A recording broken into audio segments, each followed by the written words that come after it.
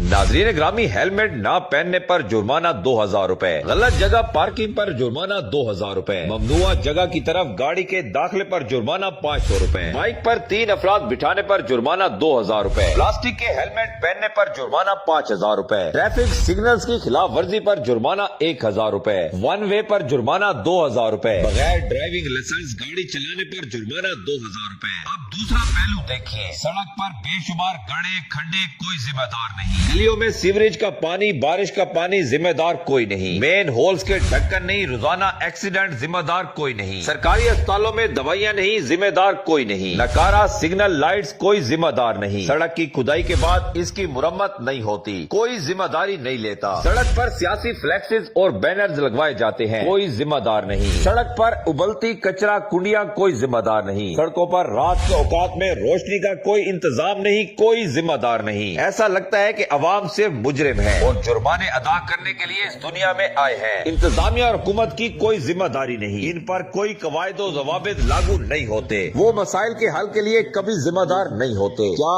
इन्हें मोरद इल्जाम नहीं ठहराना चाहिए? शहरी फराइज अदा करें, शहरी तकलीफ का सामना करें, शहरी टैक्स अदा करें, शहरी हुकूमत का खजाना भरे और हुकूमत हमारे टैक्सों से अयाशियां करे। अब वक्त आ गया है कि हालात तब्दील होने चाहिए।